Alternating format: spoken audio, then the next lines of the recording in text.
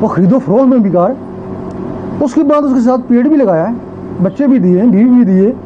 اب انسان سوچتا ہے میں ہر وقت کام کروں یا ذکر کروں, وہی سوچتا ہے نا. اور نہیں, تو کام کر, تو یہ اس باڈی کو کام کے لیے بھیجا, وہ جو تیرے اندر انسان بنایا اس کو ذکر کے لیے بھیجا. نہیں سمجھے؟ ہاں, تو اپنے کام میں لگا رہے نا, ایک دفعہ اس کو سکھا دے نا. تو جس طرح بچوں کو سکھاتا ہے اس کو بھی سکھا دے. بس تو سوتے رہنا وہ اپنے اللہ لگ, اس کا پھر اور کوئی کام ہی کو نہیں ہے نا.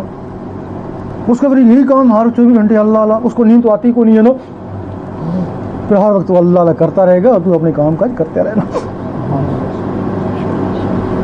تو اب تمہاری نمازیں صحیح کرنے کے لیے, اندر کو انسان کو جگانے کے لیے یہ علم روحانیت ہے. یہ کسی کسی کو ملتا تھا. یہ لوگ جنگلوں میں جاتے تھے, پھر جب یہ چیز حاصل ہوتی تھی. جتنے ولیوں کے تاریخیں دیکھیں, سب جنگلوں میں گئے یہ چیزیں حاصل کری نا. اب جنگلوں میں جانے والا کوئی بھی نہیں ہے نا بھائی. اتنے بیٹھے کوئی ہے جانے والا جنگل میں؟ ایک بھی نہیں ہے نا, اور لاکھوں میں بھی ایک نہیں ہے نا. تو پھر اللہ تعالیٰ مجبوری اس علم کو شہر میں لے آتا کہ چلو ٹھیک ہے, تم جنگلوں میں نہ آؤ, ہم بھی تمہارے پاس آ جاتے ہیں.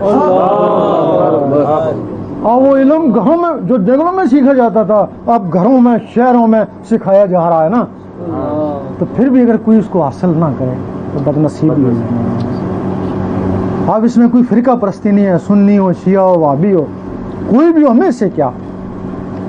جب تمہارے اندر اللہ چلا جائے گا نا, تمہارے اندر نور ہو جائے گا نا. جس طرح میگنیٹ پہاڑ ہے مغرب کی طرف ہے, ادھر قطب نما ہے. جس شہر میں لے کے جاؤ اس کی نسبت ہے, اس کا رخ ادھر ہی ہوگا نا. اور جب تمہارے اندر نور آ گیا نا, تو تم جس فرقے میں بھی ہوگے تمہارا رخ ادھر ہی ہوگا نا. تو جب تمہارا رخ اس کی طرف ہو گیا تو پھر جدھر وہ ادھر تم خود بخود ہی ہو گئے نا. اب صراط مستقیم پہچاننے کا راز یہی رہ گیا بس, ورنہ باتوں باتوں میں, مسلوں میں, خطبوں میں اب صراط مستقیم نہیں ملتا. آپ دیوبندی سنی کا جھگڑا, شیعہ سنی کا جھگڑا, ان دونوں عالموں کو بٹھا دو نا, ساری عمر گزر جائے گی, نہ وہ جیتے گا یہ نہ یہ جیتے گا, تو تم کیا کرو گے؟ اب اس وقت ضروری ہے کہ تم براہ راست اس نور کے ذریعے جس نے مخلوق بنائی ہے, جس نے مذہب بنائے ہیں, اس سے تم رابطہ کرو. اب اس کا اپنا مذہب طے کو نہیں ہے نا کہ تم اس مذہب کے ذریعے اس تک پہنچو. بھائی اگر وہ جیسے بندے دیکھتا ہے ویسے اس کے اوپر قانون بنا دیتا ہے, وہ مذہب بن گیا. تورات میں کوئی اور مذہب ہے, زبور میں کوئی اور مذہب ہے, انجیل میں کچھ اور مذہب ہے, اور قرآن میں کچھ اور مذہب ہے. پھر اس کا اپنا مذہب کیا بھائی؟ پھر بتاؤ اس کا مذہب کیا, تاکہ ہم اس کے مذہب کی طرف جائیں. اس کا مذہب عشق ہے. جب کوئی اس عاشق بن جاتا ہے, عاشق نور سے بنے گا, وہ اس سے واصل ہو جاتا ہے. تو پھر جدھر وہ ادھر وہ, پھر جس اس کا مذہب نہیں ہے, لیکن جس مذہب کے اوپر پھر مہربان ہوگا وہ شخص اس مذہب میں خود ہی چلا جائے گا. تو اب اس کے لیے ضروری ہے کہ بس یہ ٹیلیفون, نوری ٹیلیفون کے ذریعے اس سے رابطہ کرو. اس وقت پہلے ہوتے تھے عالم, ہوتے تھے صحیح بات بتاتے تھے. ایک عرصہ ہو گیا ہمارے جتنے بھی عالم ہیں نا, کوئی 2-4 ہیں وہ بھی اللہ چھپے ہو گئے, روپوش ہیں, ان کو یہ ہمارے عالم پاگل کہتے ہیں. اب جب عالموں میں ہیرا پھیری آ گئی,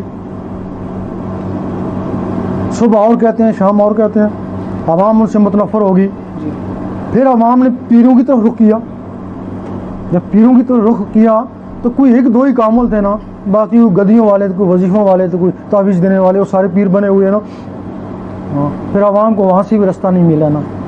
اسی وقت پھر علامہ اقبال نے کہا نا, یہ تیرے سادہ لوگ بندے کدھر جائیں, درویشی بھی ہے یاری تو سلطانی بھی ہے یاری. تب اللہ تعالیٰ نے فرمایا ٹھیک ہے, اب تم علماء سے بھی مشکوک کو چھوڑ دو, تم پیروں سے بھی مشکوک ہو, ان کو بھی چھوڑ لو, مجھ سے براہ راست تعلق پیدا کرو.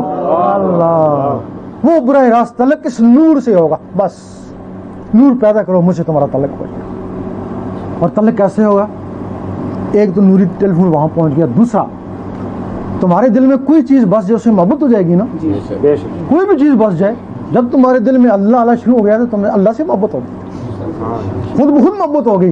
तुम नहीं कहना मुझसे अल्लाह से मोहब्बत। अगर तुमने ज़बान से कहा मैं अल्लाह से मोहब्बत करता हूँ तो तुम मकार हो। मोहब्बत की नहीं जाती, मोहब्बत हो जाती है। तू क्यों कहता मैं मोहब्बत करता हूँ? मकार है ना, मोहब्बत हो जाती है ना। जब दिल में 24 घंटे अल्लाह शुरू हो जाएगी तो अल्लाह से मोहब्बत हो जाएगी। जब अल्लाह से मोहब्बत हो जाएगी फिर अल्लाह किसी का एहसान लेता ही नहीं है। उसमें ये उसके लिए 1 रुपया खर्च करो 10 रुपये लौटा देते भाई। अगर एहसान जतलाए तो क्यों वापस करे? वो 10 गुना ज्यादा वापस कर दे ताकि एहसान की गुजारिश नहीं रहे। 1 नेकी करो 10 नेकियों को सवाब दे देता है। और थोड़ी सी मोहब्बत करो 10 गुना ज्यादा मोहब्बत करता है ना। फिर जिससे मोहब्बत करता है उसको फिर एक दिन देखता है, सरसरी नहीं देखता, बड़े प्यार से देखता है। तो जब अल्लाह ने प्यार से देख लिया, मोहब्बत का नामो निशान खत्म हो गया, अब इश्क रह गया। जब इश्क आ गया फिर तू मेरा और मैं तेरा।